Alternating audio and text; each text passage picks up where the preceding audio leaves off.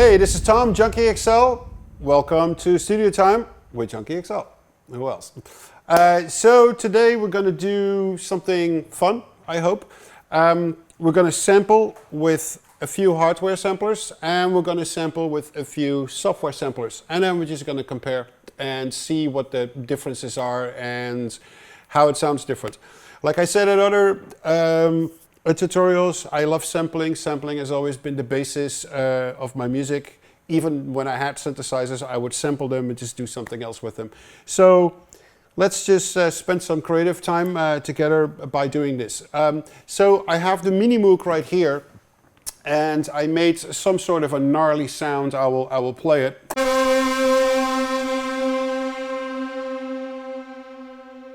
So what I'm going to do right now, I'm just going to record this sound into Cubase because we need a WAV file first that then I can play back and just record into different pieces of gear, and eventually I can drag that sample into Contact and into the sampler that is native now of Cubase, which is a new feature in 9.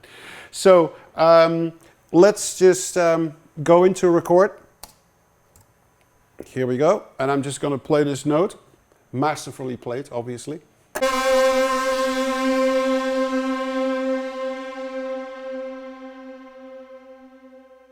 Just gonna let it ring out because we want the reverb tail. Okay, I'm gonna sit here.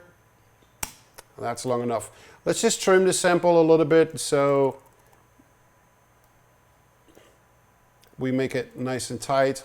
We give it a little help on the back end, on the fade out. And I'm going to reset my locators, so it's right there. So let's now reconsolidate this sample so I can actually give it a name. Main sample 1. Boom. Then I'm going to copy this to this track so we can play it back. Let's see if it works. It's a beautiful thing. So now, let's just quickly open up Contact. And let's throw this away. Oh, you're gonna love this. And we have a crash. We have a crash. Yes, ladies and gentlemen, we have a crash. Oh no. We had a dialog window, but with my sore eyes, because I'm getting older, I didn't see what it was asking of me.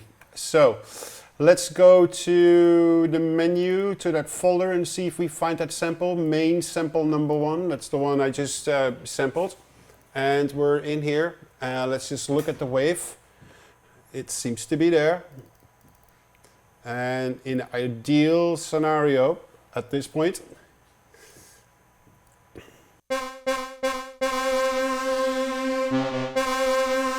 so that's the sample playing back in Contact.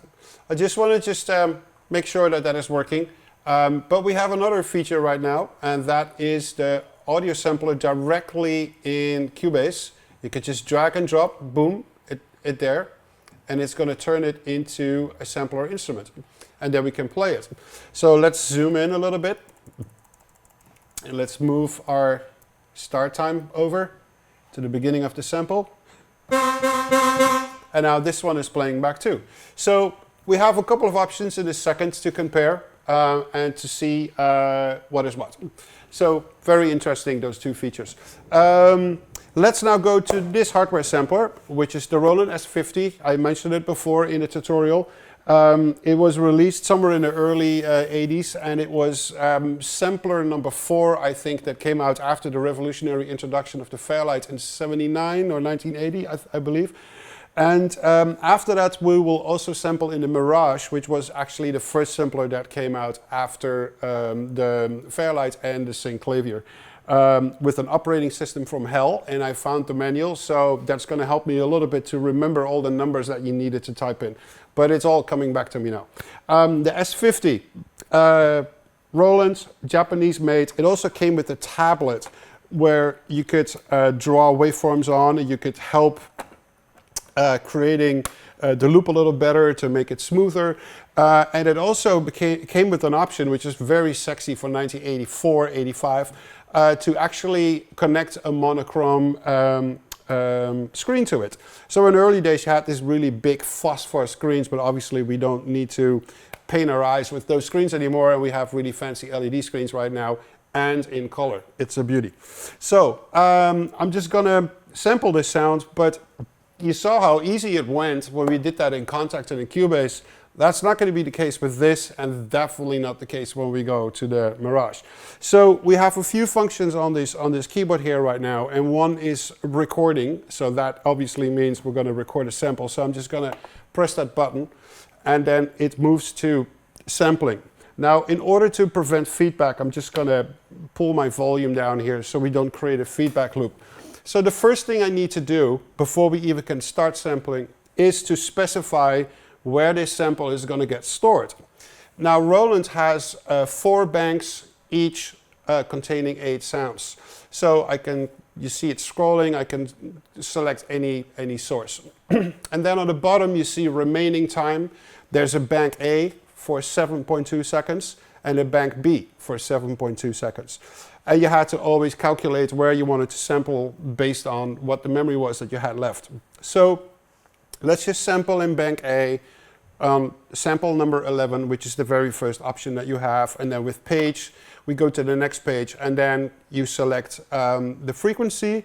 So 30 kilohertz was the maximum that you could sample, and the lowest was 15 kilohertz.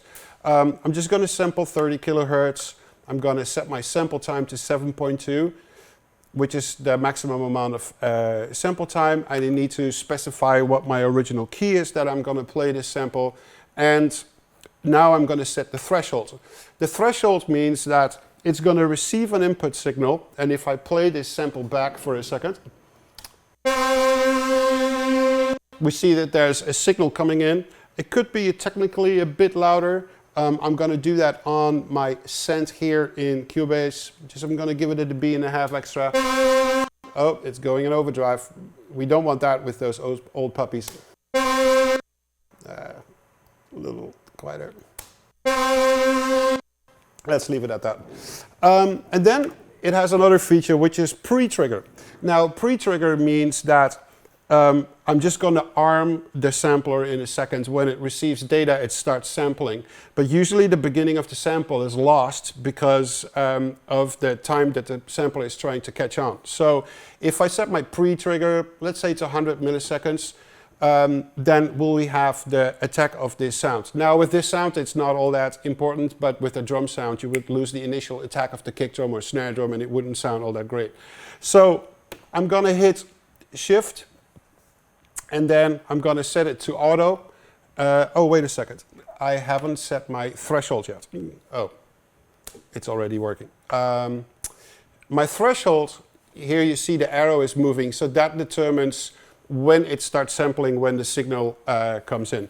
So let's hit Shift, and I'm going to hit Enter, and it says wait trigger.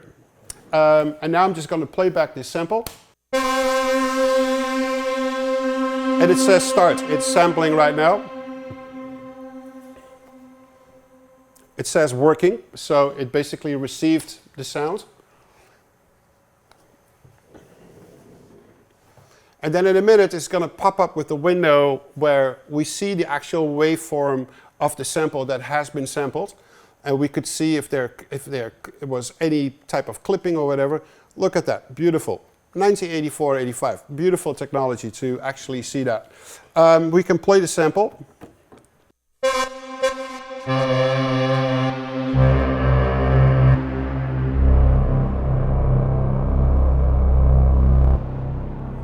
Sounds pretty good to me.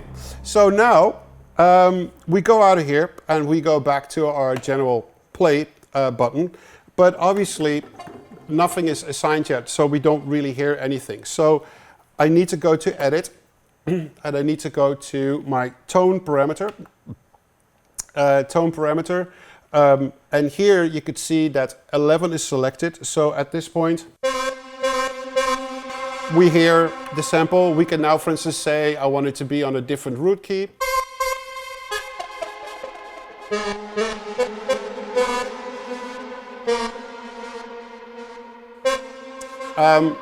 We set the pitch follow on. You can switch it off. That means that every note is the same pitch. and you can now fine-tune it if it's potentially out of tune. Most likely it will be. It's an analog synth, so it might have drifted over the last couple of hours. So we'll just get into that later. Now we go to a parameter that's called loop, which is right here. And at this point it's set at 1 shot, which means it's just going to play the sample back and that's it. We can do reverse. Let's play that. But we all know what reverse is. So it's now playing the sample back completely reversed. And there's another function here which in those days was extremely unique, and that was alternative looping. And alternative looping was it was playing the sample back forward, and then when it would get to a certain point, it would go back, and then it would go back, and it would go back. This is all like so normal nowadays, but back in the day, people were like singing hallelujah when that feature came out. We want to do a couple of things to this thing. I would say let's readjust the start time. But we can also type in a number. That's a bit much. 6,000. See where we are.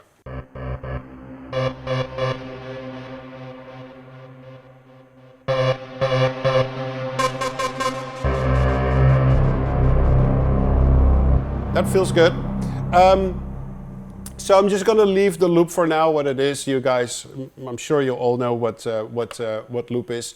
Now this is where it gets interesting. If you wanted to loop, and this is what so great was back in the day with this technology, is that as I'm adjusting the start time, you'll see what the consequences would be if we do alternating looping. You see like the waves just moving slightly towards each other, and it really helped you to find the point where the loop was absolutely perfect.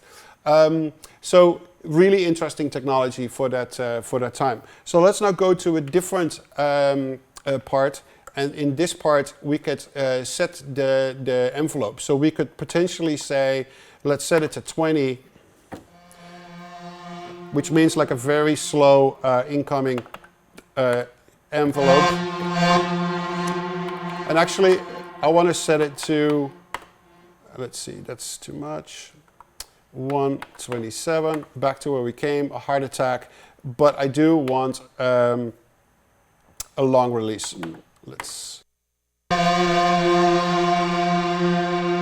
a little long. Let's go to 44.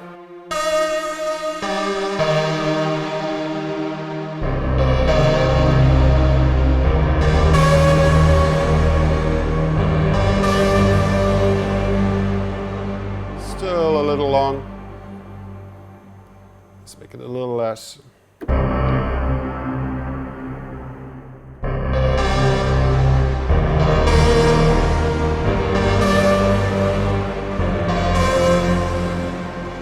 Now let's just remind you to play this now in the original synth for a second. This was the original sample.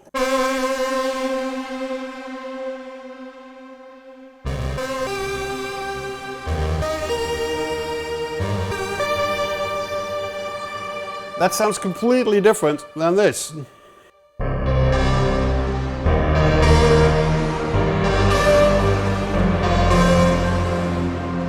Because we sampled it. So now I can do a couple of other things with this. There's not really that much I can do in this sampler when it comes to processing or really sexy effects edits. This is just plainly playing back of the sample. But what is really nice about the sound of this sampler, when it goes to the lower end, it really creates a lot of beef. And I really like the sound of that. So let's put this back up to the level where it needs to be. And we really feel the grunt of that. So okay, so I showed it on the Roland S50. Let's now compare that to what happens in Contact. So let's bring up Contact again. We have that same sample in here. Let's see, we need to go, no, not there.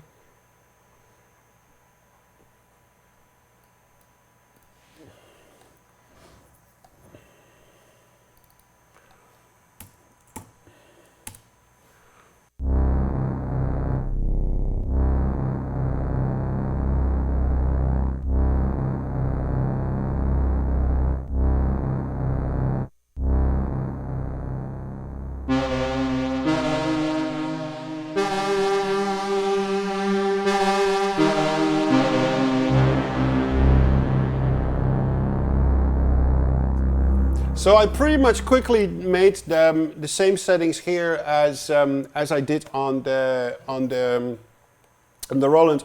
But what is interesting is that because of the trigger was potentially a little bit too short, it actually has a really nice attack to it, and we're missing that with this thing. So I'm just going to go to my wave editor right here and just see if I can imitate that same sound. Let's go zoom out a little more. Come here. Let's move it over.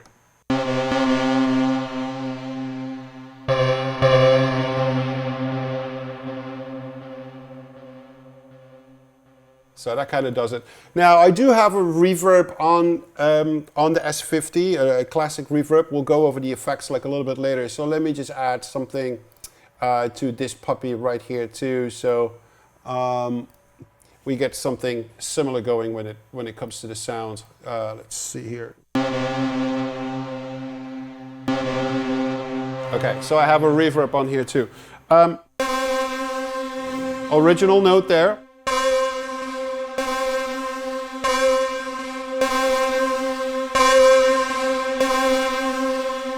Even on its original tone, you hear that this one has a bite to it that is missing in the Contact one. The Contact one is a more literal representation of what we recorded.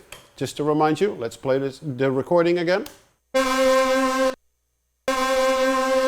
that sounds pretty much the same, like it should. This does not sound the same, and that's because it's a sampler that has a certain quality to it. So let's now play not the original pitch, but a different pitch. If I can get it to work not to play multiple keys at the same time.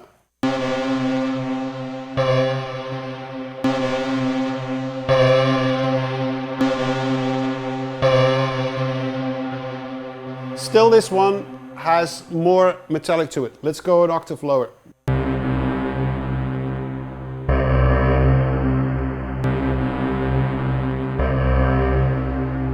Now here, the lower note still has the original brightness because it's a 44K recording and Contact is a super high quality sampler, so the quality stays high. You hear that grid is more and more being added, and then we go to the lower octave, and this is a really nice clean sound, but this has like some real serious grit to it. That's Contact. That's S50. This, to me, I cannot demonstrate this better, what the difference is between a hardware sampler and a software sampler. A software sampler will always sound super polite and very natural, whereas the hardware sample will start adding character and grit to it. So, okay, so we talked about the S50, we talked about Contact. Now we're going to do this again, but now we're going to use the Mirage sampler of Sonic, and then we're going to compare that with the internal sampler of Cubase. Okay.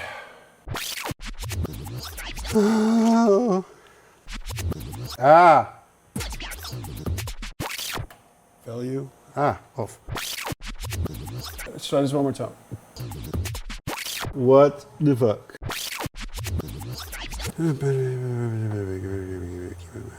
Oh.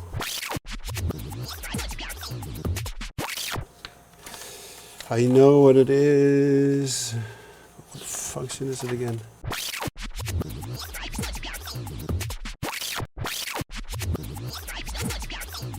We're almost there, we're almost there, we're almost there. We're almost there. Sampling parameters, relative coarse tuning.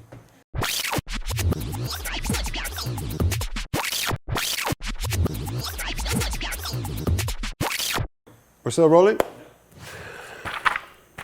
Manual. Operating system from hell. There's something I can't get to work, which is basically spreading the note over more than 3 octaves.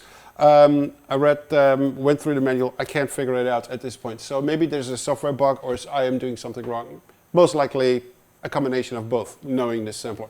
So, but I did sample the note, and this is our original note. So let's now go down a few octaves in transpose and listen to the grit that is now added to the sound.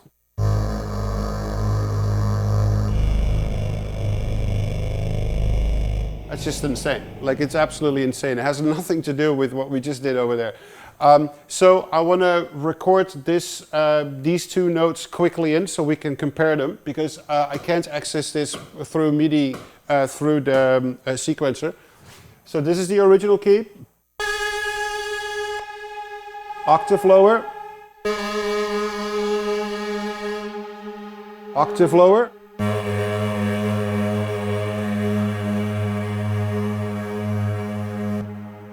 Octave lower.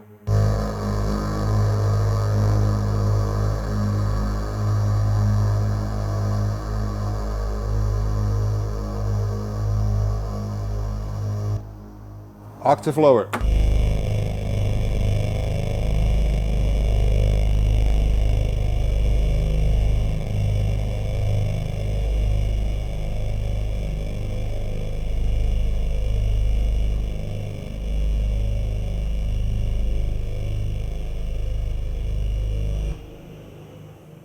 Beautiful. Let's go back to the computer.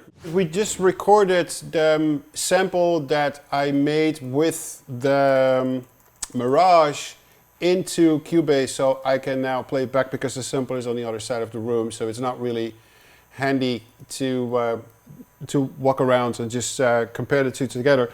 So we just have it as an audio recording in right now.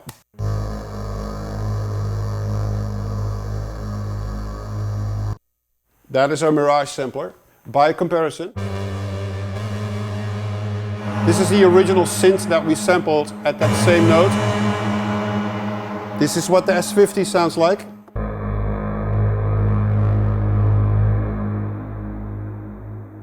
This is what Contact sounds like. And the Beast, the Mirage. And let's go an octave lower. So this is our original sample. This is the Roland S50.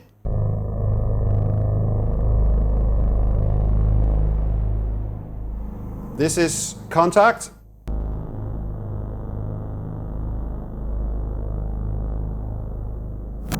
And the Mirage.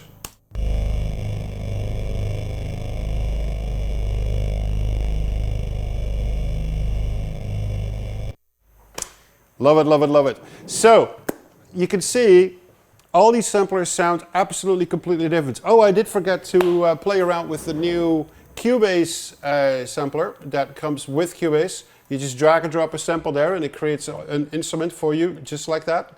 And let's just quickly put the start time there and see how that sounds.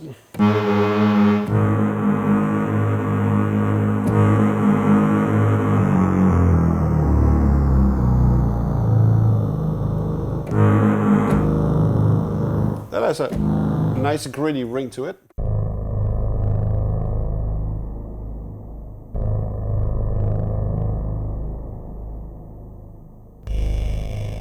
Not as gritty as the Mirage though, but